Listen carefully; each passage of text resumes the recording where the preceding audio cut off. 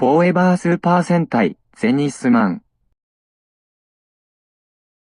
On Thursday, April 22nd in Nostal City's high school, Mosiah and Suaito are attending class as usual until their teacher, Daigo Gakaya, breaks the news to his students about a crime that occurred in Nostalgia Center by midnight as the Nostal City's police department are investigating on who committed it, as he ends his speech with a joke to make them happy and forget about that crime during class, making them laugh, sans Suaito, who sighs, annoyed at her teacher's antics like always. After school, Mosiah and Suaito were about to head for home until a crazy Jiera came rushing from college to tell Mosiah that her friends, Kario, Bang, and Diane, went missing, much to Mosiah's surprise, although Suaito asked Mosiah if he knew that college girl. レガシー8は怪しいクライム。 While Suaito went home of her own, Mosiah and Jiera went to the Nostalgia Center, which is closed due to the ongoing investigation, as Zaji approaches to inform the two that there are no clues that could lead to the events of the crime and what happened to Jiera's friends. Just then,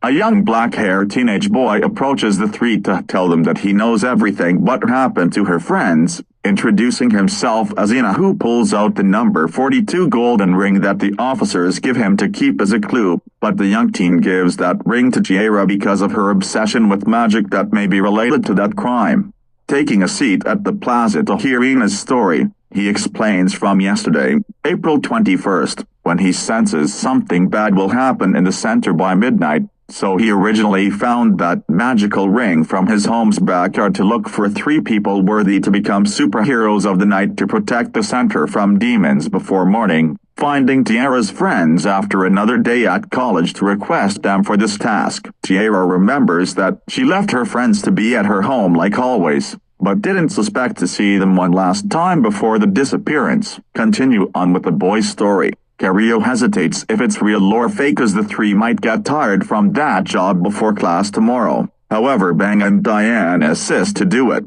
keeping it a secret from Jiera's obsession with magic in real life, making Kario having no choice but to do so, as Ina gives them that ring to become phantom thief like magical girls to protect the center's valuable stuff from evil monsters, with Kario as red, Bang as blue, and Diane as yellow, who they will steal the monster's evil heart to pay up for its crime. Amazed upon this magical transformation into fancy outfits, top hats, and masquerades, though proud about keeping that a secret from her, Jiera asks what happened to them, making Ina reveal that, from the security footage inside the center, the monster they're facing was strong enough to take down the 3 and kidnap them by its own power, leaving the golden ring behind that the boy now retrieves, making Jiera horrified by this, as Izaji and Mosiah promise to find that monster on where it take Jiera's friends. Ina tells them that the same monster will attack on April 23rd by 12 o'clock a.m. tomorrow. Planning to capture the monster, the 4 sneak into the Nostalgia Center by 11:45 p.m., which Izaji's up against to get caught, to get prepared for the monster's arrival. During that, Ina heads to the flower store alone to protect it as the clock hits 12 o'clock a.m. The 3 Zenithman see a figure approaching Banto and Saki's meal paradise, believing to be a Jaakumon as the monster that teen is talking about. Mosiah went out to tackle it, as Izaji uses his flashlight to see that the figure was actually Banto and Saki, who came to the center because he left his own special cup that his granddaughter gave him, though asked why are the 3 are here, making them to explain about everything. Just then they hear a noise from the flower store as the 4 head there to find Ina, alright, who reveals he hears the same noise too, believing to be at the jewelry store. The 5 quickly head there, where they finally find the monster, but turn out to be Mosiah's teacher Daigo, who explains he came to that store to find a missing bracelet from his wife. However, doesn't scold Mosiah for staying up late in the center. The noise was gone,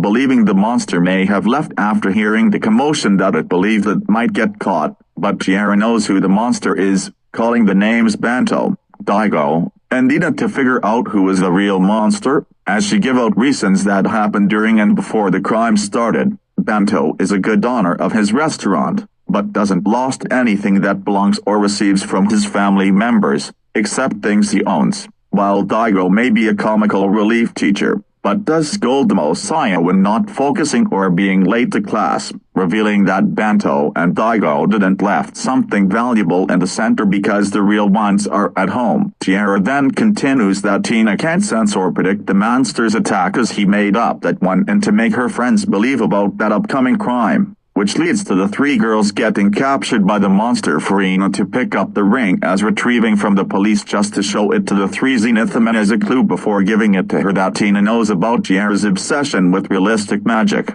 coming to the conclusion that the monster who committed the crime is Ina. Ina can't believe that his secret is exposed, changes into his true form as a Jaakumon, Alienizer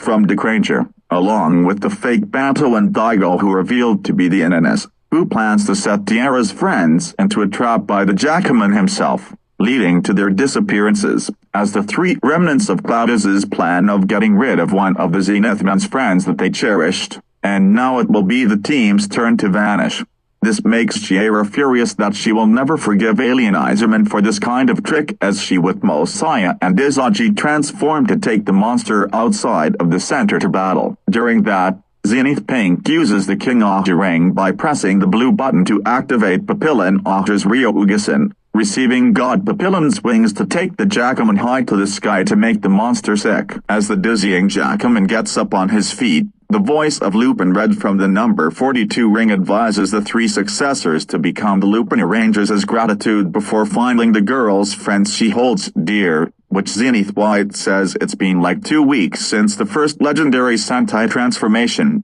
doing so as Black's and Pink's first time, as those phantom thieves help their successors weakening Alienizermon just until Pink summons the jackpot striker, under the thieves' suggestion, to be used for Lupinrangers versus Changer to fuse the three thieves into Lupin Tricolor. Now that 6 Rangers within one body to work together, to weaken and destroy the Jaakumon for good with the Hexacolor strike until he gets reactivated into a giant, as Pink crushingly brings out Lupin Kaiser, with goodies return to this series, to weaken the monster more before getting destroyed by the good striker. Rapid fire down you go shot, restoring Nostal City. After that, Zenith White uses the GoYellow ring to activate Goza Wolf's number 1 sense of smell to head back to the center that leads them back to the flower store where inside the storage door that was magically hidden from police are Tiara's friends tied up unconscious, glad that they're okay. The next morning, everyone has forgotten about the crime as the Nostalgia Center continues to be open for more happiness and harmony. The scene then shifts to Tiara,